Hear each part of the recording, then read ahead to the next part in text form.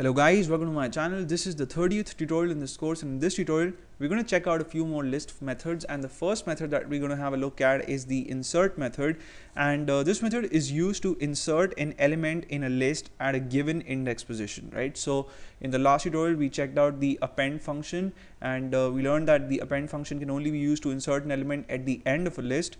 The insert method, with it you can insert an element anywhere you want in your list, right? So let's create a list first, as we did in the last tutorial, and again I'll call it my list, and I'll use square brackets, and I'll again put in some numbers in it. So 4, 1, 9 and 3, and I'll have a 7 and a 2 in it, and I'll press the enter key to create my list. And let's say I want to insert the number 6 between the numbers 7 and 2, right? So I'll have to first identify the index of the position wherein I wish to insert an element. So we know that the first element in a list has the index 0. So 4 has the index 0, 1 has the index 1, 9 has the index 2, and 3 has the index 3, 7 has the index 4, and if you want to insert an element after 7, then the index position of that element will be 5, right? So what I'll have to do is type in my list, the name of my list, follow that up with a dot, and then insert, right? And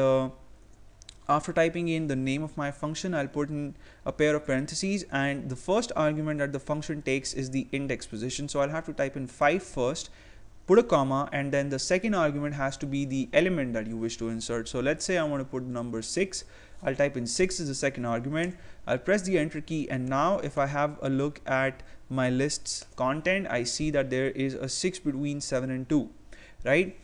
So that's it about the insert function. The next function that we're going to have a look at is the remove function, which is used to remove an element from a list, and it only removes one instance, and the first instance, I suppose. So if suppose you want to remove the number 9 from the list, and you have 9 a few times, like you have 9 here, and then you have 9 after 6, and then you have another 9 after 2 maybe. So the remove function only removes the first instance of the number or the element, right? So to use it, you type in the name of your list, and in this case it's my list, follow that up with a dot, type in remove, and within parentheses pass the element that you wish to remove from the list. So I'll type in 9 here, and now when I check out the contents of my list, I see 413762, and the number 9 is no longer there, right? The next function that we're going to have a look at is the reverse method, and this method reverses the current order of elements in a list. So it does a very simple job, and if I use it with the list my list, I'll have to type in my list dot reverse, and follow that up with a pair of empty parentheses. I'll press the enter key, and when I check out the contents of my list, I see that the elements are the same, but they are in the reverse order. So earlier I had 413762, now I have 267314, right? So it is a very convenient function, and you might find it useful in certain situations.